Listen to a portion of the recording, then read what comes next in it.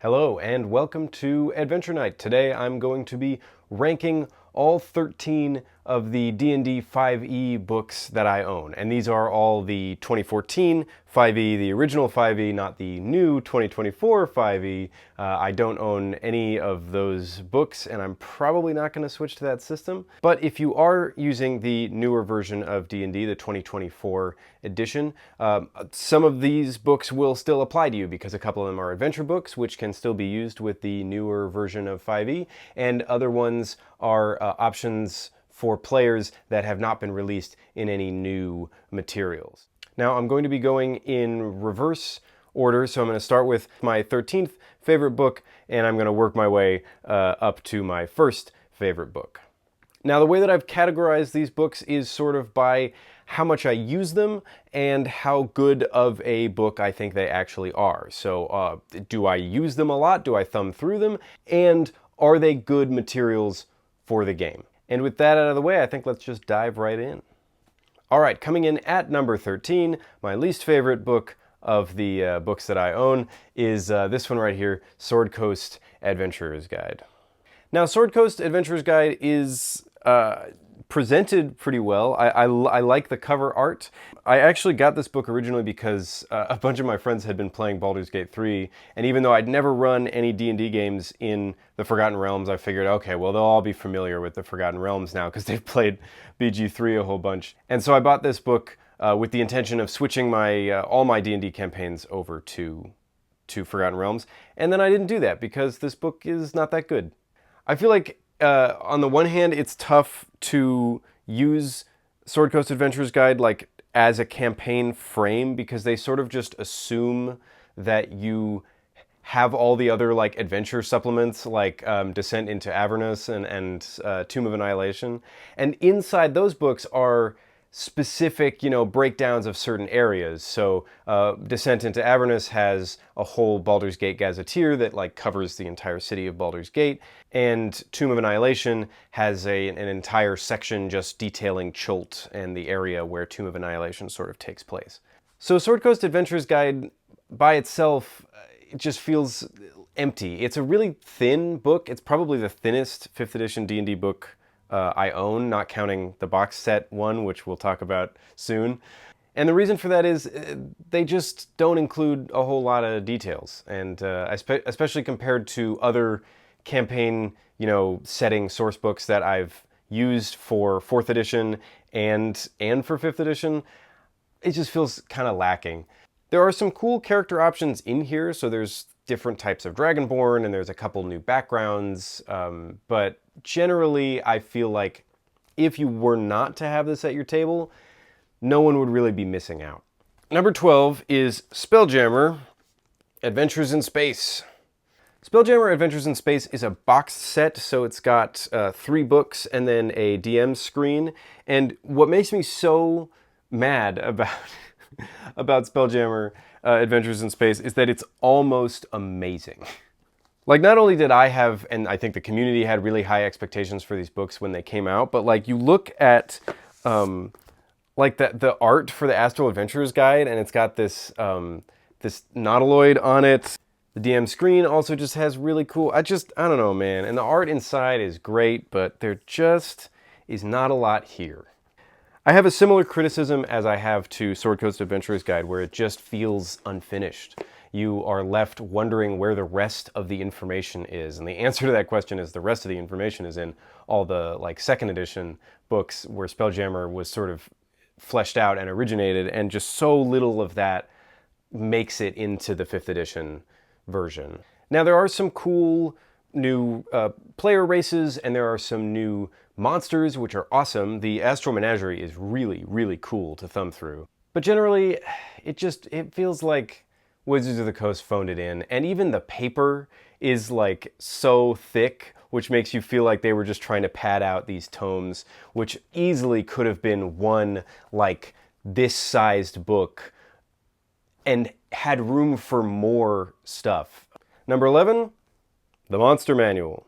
It's probably surprising to most that this book is so low on my list, and I should clarify that All the books I own, I pretty much enjoy and I think are good and have used a fair amount, except for the two that I just just talked about.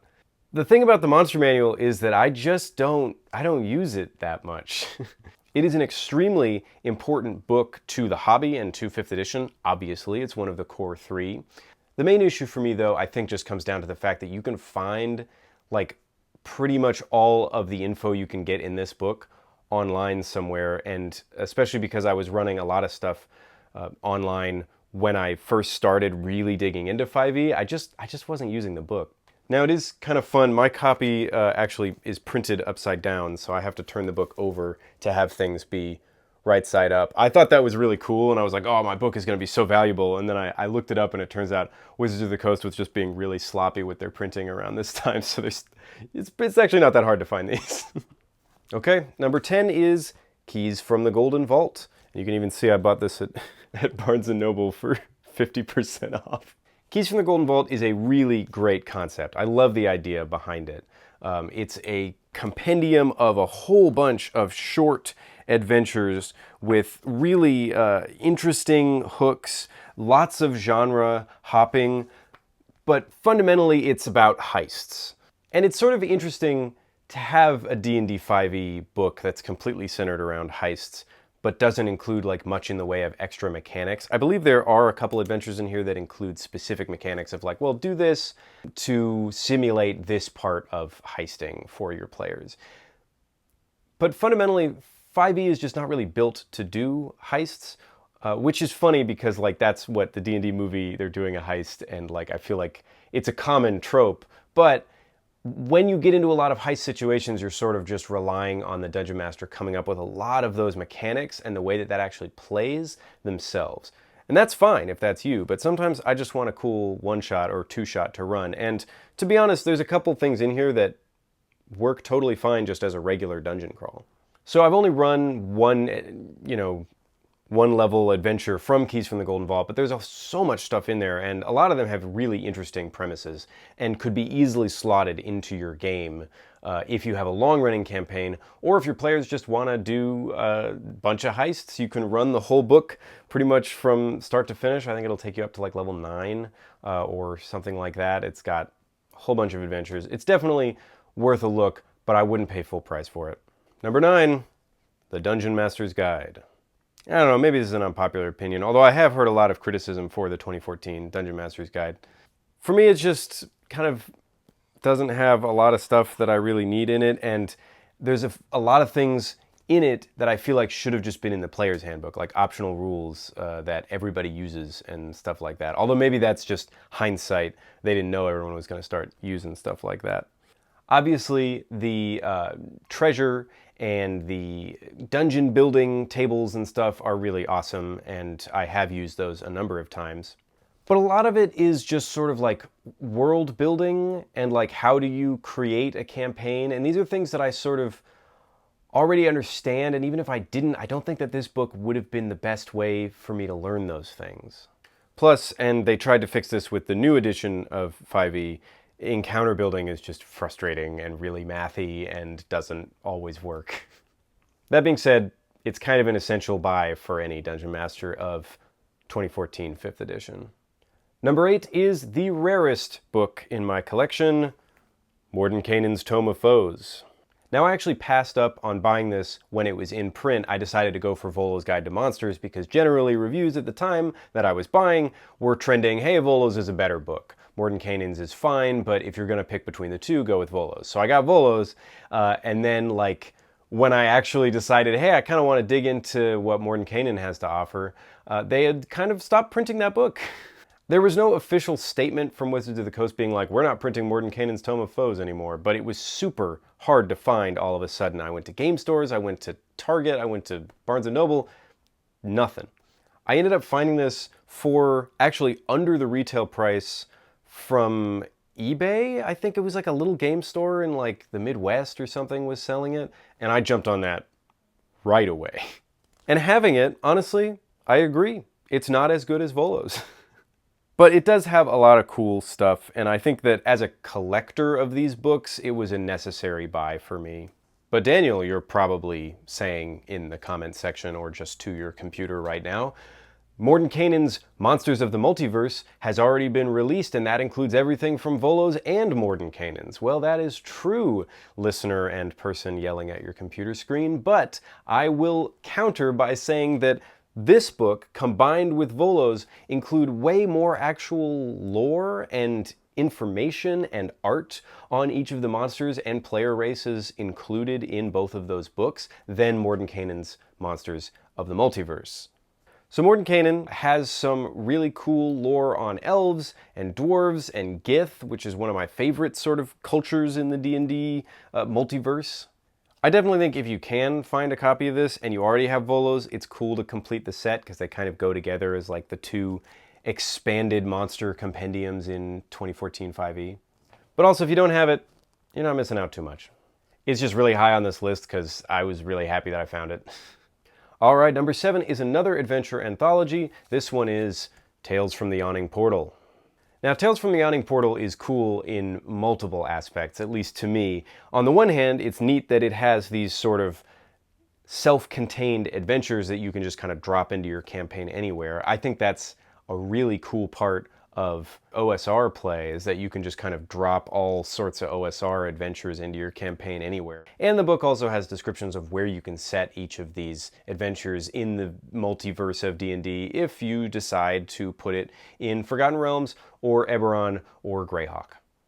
The other thing that's really cool about Tales from the Yawning Portal for me is that it's got republished adventures from the past updated to modern standards. And it's got Tomb of Horrors, which is like a huge part of D&D's legacy and creator Gary Gygax's work. I will confess I have not run this book yet, but I really want to, and I've read over a couple of the adventures. They're just so fantastic. Although they are all a little on the challenging side, so keep that in mind. Number 6 is going to be Tasha's Cauldron of Everything. Now, Tasha's is a hugely important book for the hobby. It overhauled some rule concepts, it republished The Artificer, which had been previously published in the Eberron campaign guide, Rising from the Last War. And it added a bunch of cool new subclasses for classes that already existed in the game. Now, I will say, I think it's well documented that the player options in this book are pretty overpowered. For me, it's just nice to see the Artificer getting some love because Wizards of the Coast kind of just published Rising from the Last War and then was like, yeah, we're done with all things Eberron in 5e for whatever reason. So that's nice. Number 5 is Xanathar's Guide to Everything. Xanathar's Guide is higher on this list than Tasha's because I feel like it just includes more stuff that is useful, information about traps and downtime and tools, things that, if we're being honest, should have been in the Dungeon Master's Guide, which is part of why the Dungeon Master's Guide is so much lower on this list. But on top of that, it just has some really cool player options. Yeah, I mean, this is just a great book. They got like mountain encounters and then just like a D100 table that you can roll on for mountain encounters, swamp encounters. Like, this is stuff that absolutely should have been in the DMG, which makes this kind of an essential buy if you're running 5th edition D&D, especially if you're creating a lot of the adventure yourself instead of just using a pre-published module. And this art is just great. I love it. I like a lot of 5th edition art, but I mean, look at this guy. Number 4 on this list is Volo's Guide to Monsters. As I mentioned earlier, Volo's is generally agreed to be one of the better monster additions to 5th edition D&D, and I agree. Like Mordenkainen's, it also has new race options, which I think is really cool. I mean, I'm a total like OSR guy these days, so I'm very like classic fantasy, classic D&D, but I'm also a sucker for the extra races and, you know, creatures that you can play. Furbolg is awesome, Tabaxi, cat people. I mean, like, I don't know. I love that stuff. Part of that is also having come into the hobby in 4th edition where there were 3 different players' handbooks and each player's handbook just had new races added to it. And my little middle schooler brain went kind of crazy over the possibilities. And then lore about really cool D&D monsters like Mind Flayers and Beholders and Kobolds. It's just so much fun. I love this book, and I've spent a lot of time just sort of reading through it because it's really interesting. So good job on that one, Wizards of the Coast. Number 3, we are in the top 3 now. Number 3 is Ghosts of Saltmarsh. This is another adventure anthology. I don't know why I don't own a single, like, adventure book that is one, like, this is level 1 to 15. I've read parts of a lot of them, but I just don't own any. Again, that doesn't interest me as much as having your own sort of campaign framework that then you drop adventures into. And Ghosts of Saltmarsh is awesome for that. It's also specifically sort of maritime adventures, and I am just a huge boat guy, as you can tell by the ship's wheel here. So that's a lot of fun. And it adds a whole bunch of extra rules for ships and a bunch of stat blocks for different ships that you can use, and it's so thoroughly put together. It takes place in Greyhawk, which is like quickly becoming one of my new favorite settings, especially since that's the like catch-all setting that they've included with 2024 D&D, and I looked into it and I was like, oh, this is kind of nice, it's very classic, and that's just, I don't know, that's the direction I'm trending these days. But it's just interesting to look at how much work they put into it, and how like your setting has so much detail, like even just this tiny sliver of Greyhawk that they have set Saltmarsh and the surrounding areas in, there's paragraphs upon paragraphs of information for that area. And the town of Saltmarsh is like a great hub town. And then you compare that to like the newer releases like Spelljammer, and you just go, were you guys even interested in this? I don't know. There's a noticeable shift, and that's part of why Spelljammer is at the bottom of this list and Saltmarsh is at the top, even though I think Spelljammer as a concept is cooler. All right, number 2 is The Player's Handbook. And it's possibly surprising that this is number 2, because you'd think that this would be the book that I would use the most, and this is 5th edition D&D, and The Player's Handbook is fantastic. That's why it's number 2. That's still pretty high on my list. And I really think that when they put together this Player's Handbook, they completely reinvigorated the hobby and Dungeons & Dragons as a brand. Brilliant work on the part of the people who wrote it. And I love to read through it. I mean, you can see this is the one that has the most tabs of any of the books that I own. The character creation breakdown at the beginning of the book is decent. I think it could be better. I sort of wish that character creation was easier in general in 5e, and if we're being honest, that's a lot of why I've been trying out other systems, because it's hard to walk up to your friends who've all gathered together and they've never played an RPG before, and they're like, I hear about this D&D thing from Stranger Things, let's give it a shot. And then you're like, all right, cool. And then we spend the next 5 hours making characters and we don't play. And obviously you can be more simple, especially if you're just using this book, because the options in here are fairly concise. But even just the process of explaining how you put the character together and when you're supposed to roll the stats, and I don't really like the order that they do it in this book. It's a whole thing. Am I being nitpicky? Yes. Do I like my number 1 book more? Absolutely.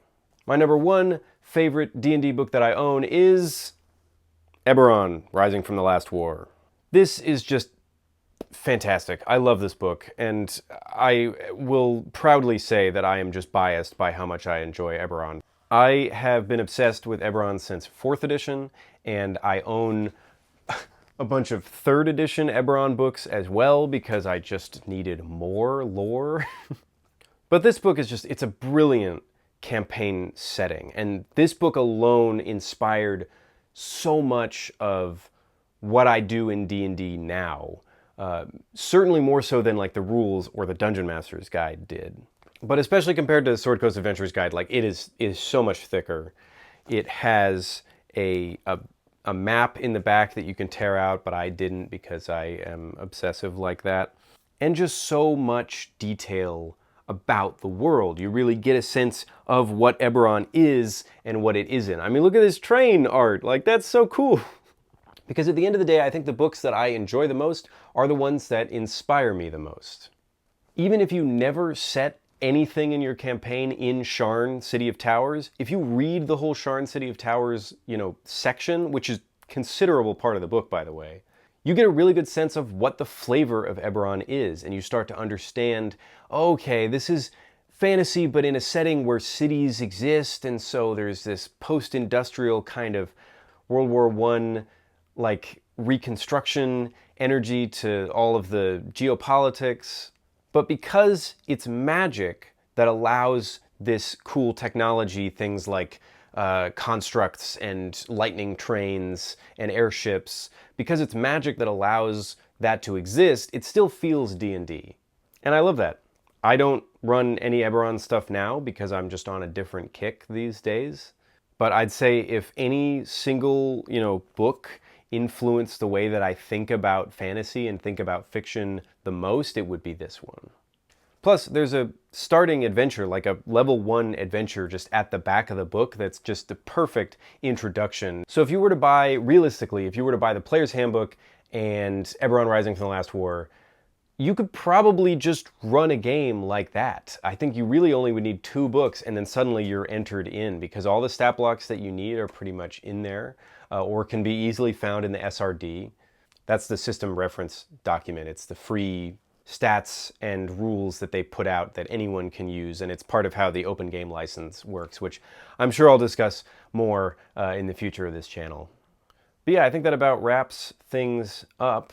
I hope you learned something. I, of course, love talking about all things D&D.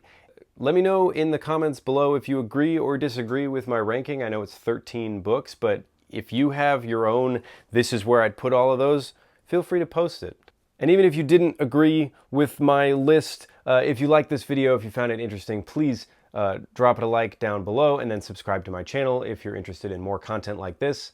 I've got a lot of cool stuff coming up soon, hopefully in the next month or two, and I'm really excited to share that. All right, thank you so much for watching. I'll see you in the next one.